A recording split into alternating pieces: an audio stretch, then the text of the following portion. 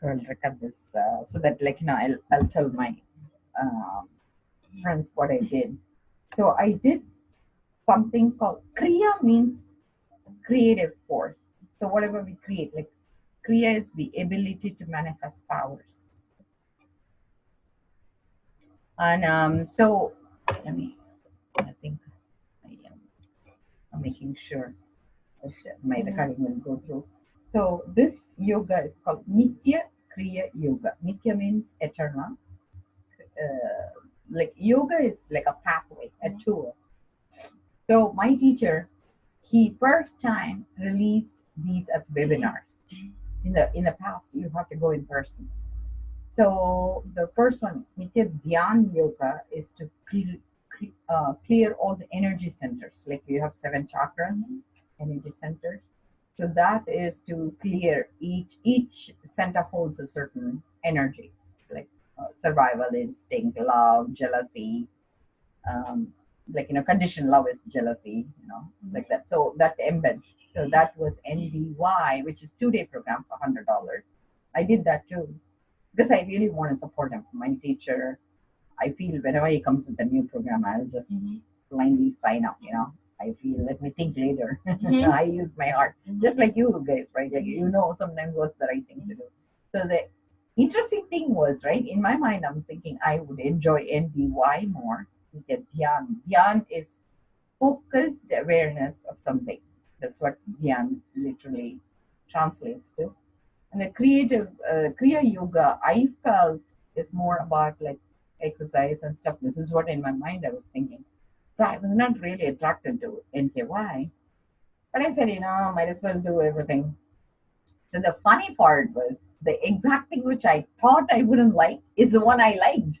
Isn't that how it works in conference too? Like you go there, you're thinking it's going to be totally bogus, and then you end up like enjoying it. So the difference between NDY, which is just energy cleansing, okay, they had meditation and stuff. So that was 2-day program, and it was a lesser of a commitment. But whereas this 5-day program is more of a commitment, and they actually, in many ways, I connected with it because they say it's almost Nithya Kriya Yoga. The loosely they translated it to. This is the way I heard. I'm sure people will have different perception. But what they said is this is the way our body processes death. So you die one by one, these 7 bodies we hold. And I didn't even think of it like that. So that made it very fascinating, especially because we are in medical world, so maybe you'll relate to it more. So they said the first layer, which is our physical layer, made up of food stuff we eat, right? That's body. The physical layer always has a fear of death. So the whole thing about physical layer is overcoming fear. Whatever, that's why Survivor and all like is very popular because we work through our fears. So literally they do death meditation. Okay, so in India, my teacher was saying, this was not part of the conference, but I'm going to bring it back what he said. He said in India, there is a specific lady temple, Divine Mother. The way you go there is they make you a dead body, meaning like you become dead. And just like how, like, loosely if it translates to like how you are laid in casket here. So you would do your own wake. So they put you on this. In India, they do it with 2 bamboo sticks and woven with coconut leaves. And people will carry, like there will be 4 people carrying them. And then they will go through the town and then they'll put them on the cremation ground on the pile of wood and they'll burn the body. And in this temple, the body will be taken, and just before the body is being taken, the wife or the spouse will come and administer the last rites, which is giving raw rice and water. That's what they feed them as a last meal. And then they go around, and then they usually they will tie the grey clothes together, and they'll also the arm wouldn't fall apart. They'll bind it, but they'll hold it with neem leaves, and then the body would be taken around the temple. But they said the minute their body is bound, they go into a trance. And this energy will feel so heavy, you cannot move. You'll be aware, but that's what death will feel like, he says. So you'll be going around. When you come back, you are given a new birth. It's almost like you get a clean state. Your past is wiped out, and you have a new choices, new thinking you can make, which was fascinating. And that's again, this is the same message he sent 3 days ago. He says, if you are waking up with headache, tiredness, change everything about you, including your bed sheets. Make yourself a new you. This is another way he said it. So I'm going to literally follow what he's saying. So the physical death process, they do death meditation. And I had an encounter like that in the hospital once. My mother, she's a clairvoyant thing herself. Because when she died, she always follows me. So she told me she's going to come and give me a special gift. And she announced like 6 weeks ago. So April 9th, 2009, I think it was. Because I remember April 9th, but I didn't know which year. But I assume it was because 999 always like, it's completion. So I was in my bed and I felt this energy enter me. And I went into this deep hug. Like it almost felt like a golden hug. I felt so loved, but I couldn't even lift a single finger. And my eye is open. It's like almost being paralyzed in succinylcholine, choline, right? Like that's what it felt like. It felt like you are paralyzed, but you are aware and you are loved so much. You don't need to be. So that's exactly how we describe paranormal encounters too, right? That's so interesting. So that when it happened, that hug, it's like almost like she gave me her final hug before she moved on. I mean, this happened like after she died in 97. So that is like almost like 12 years later. So maybe it is her, like she's ascending another level. I don't know. Like I couldn't tell. Like, see, it's hard for me to understand from that side. But whenever I do meditation, my old teacher used to say, ask your ancestors to ascend another level if they want. So I'll always give her permission, Mom, if you want to go up one more. And when she goes up, she'll come and elevate me too. Like so it's like almost like we are living two different bodies. Like she's on the other side and I'm on this side, and she will pull me down to it. She'll pull me where I need to go. She'll even tell me what is it that I need to look forward to next time. Like it almost looks like the way she described, like see, I get a visual cue. So it'll be like a river in the middle. She'll be on the other side. She'll ask me to adjust so that I would be like pointing towards her. So I'll always keep my focus on where she needs me to focus, and she'll show me what I need to see. It's kind of like very interesting the way the other side teaches. But so this is the first one, right? Physical body, and then the second body is pranic body, which is breathing layer. The breathing layer is affected by desires. So they said after death, it will be like in a room, and the desires like it's a ping pong ball. It's like snaps. One desire will wake up and say, "You need to finish it, so you need to come back to your body." And then the other desire will say, "Oh no, you need to finish this one, so you need this experience this lifetime." So the desires will fight with each other. That's the second layer we will be going through. And the third layer is mental layer, where guilt.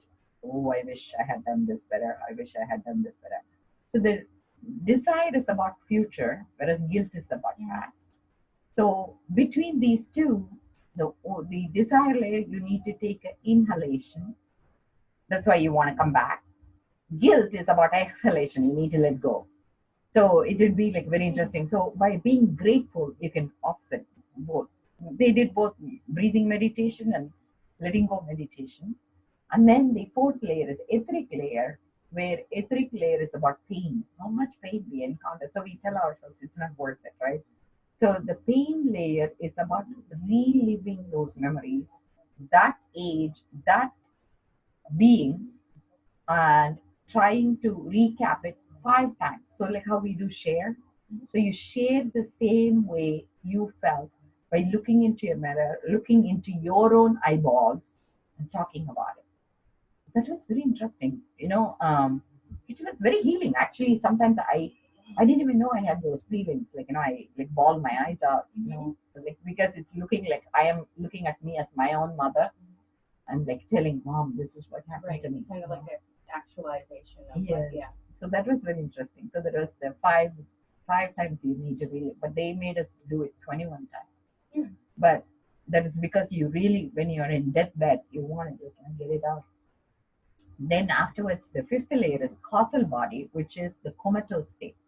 You're totally comatose, and that's why the death, the procession, literally golden hug, what my mom did with the causal body for me. So it looks like she did it in 2009, but I could relate to it. So this is what she was doing with me. So maybe that's her causal body leaving me, like meaning like it's almost looking like she's living what she hadn't done through me, and maybe that's her spirit that was leaving me. I mean, I don't know how to even wrap my mind around it, but so the causal body. And then sixth layer is pleasure body, cosmic body. And that's where most of it's about laughing meditation. Laugh it off, like you don't even need to know anything. Just laugh. When you laugh, automatically you join, like your spirit joins. Like even though it is initially starting as artificial, there's no way you can resist laughter. And the cosmic body always is choosing pleasure. So between pain and pleasure, pain, don't fight it, but don't invite it. Just work through it. Pleasure, is about taking things lightly, so keeping spirit alive and choosing life. Like when there is a choice between taking away life because of pain versus living because of pleasure, always choose life. And pain, learn. So you learn and develop roots, your depth there. So you learn what you need to learn from that episode. But pleasure is about happiness with wings. So fly, make new resolutions with yourself and fly as high as you want. So pain is about breaking up the resolutions inside that is useless, futile. And then the seventh layer is unclutching, that is nirvanic layer. Nirvanic means when a thought comes, you try to relate by talking back, creating a dialogue. Let's say, I get a thought, I'm a loser. So you go back in your catalog and say, when did I feel that way? Right? So you're engaging with that thought. Don't even engage. Don't come to a conclusion. Just, I'm a loser. But doesn't mean it's your thinking. You just watch it and then it goes away. So by disengaging, he calls it unclutch. Disengaging from those thoughts, not making a dialogue, you don't create a relationship with the thought.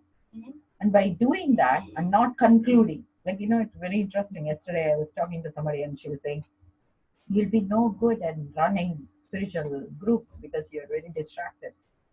So I could see that's the way she's thinking, and I didn't relate it to her at all. I said, sure. I said, what would I be good at? Tell me. So she says to me, you would be very good, like how you're talking and sharing. I said, oh, that's really nice. So I said, I would love to do that for you. Essentially, I'm not saying it that way. I said, I'm so glad you gave me that input. I said, I really wanted direction, and you gave me nice direction. She was the reason I was even trying to do help and stuff. I said, wouldn't it affect other people if I don't do my spiritual work? She says, nobody cares. I said, oh my God. Here I'm thinking, I'm miserable. I'm not meeting her expectation. She says, nobody cares in the long run. Like, you put me in such a distress because you're not delivering what you said, and I'm disappointed because of you. So I said, okay. So that makes it easier. I can just be my goofy self, not worry. So this meditation really brought me to another level. It almost looked like I was clinging to my teacher a lot before because I needed validation from him. I was in a very sick spiritual codependent relationship with him. After I've been through this process, it almost felt like energetically I disengaged with him. I know that's possible. And I felt I read people not because he believes in power manifestation through third eye. I feel I connect with people with my heart. So he calls it Ananda Ganda. So I feel just like you. I'm sure you connect with your heart too, right? So our intuition comes from our heart center, not necessarily the processing. So I knew what I needed to do. And I felt this sparkly, colorful particles inside me growing, which I have never seen it before. Before it used to always be black and white.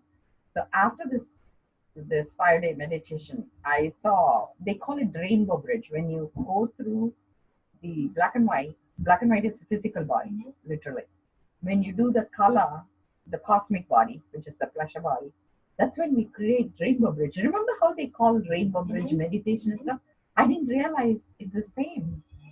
So it felt very nice. So it felt very sparkly, and so I feel I reached another level in my spiritual journey. And I feel very light because I'm not bound by any worldly rules, and I felt very disengaged, but at the same time, very peaceful and light. And I hope you can join this meditation in future. It's a $50. It's amazing. I really I got more out of it about like why I make choices, which place I'm coming from, and why is it important for me not to work that way. So it's like counseling in another direction, Right. Spiritual counseling. Right. That makes sense to Yeah, you? you seem more light and you don't look as weighed down as you did a couple weeks ago when you were talking about Yeah, I your know. kids and everything. You were kind of at that crossroad.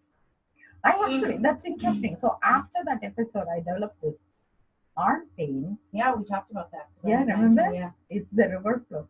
And it goes and comes, it goes and comes. But because of this experience, I have decided not to fight it, just learn from it because it is heavy metals. It's arsenic, I think, because I ate the dirty, what's called the spoiled rice. But it is not agonizing anymore. How is your pain? Much better. What made it better? I think challenging it more.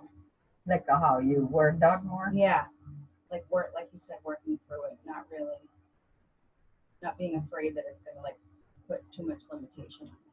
And just Nice. strengthened everything around it better. The bone, so that it, Right. Yeah. Would you be interested in this yoga next time when it comes online? Yeah. I'll tell you. Yeah.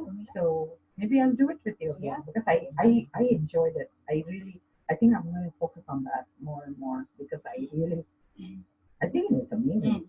And I think the only problem I had is because they did it overnight. I couldn't stay awake. So I'm going to force myself next time. Commit and do it a little better. So each time I'm gonna like do it much more committed. Okay, next session when it comes, I'll tell you. Okay. And I'll send you this video. You want the video?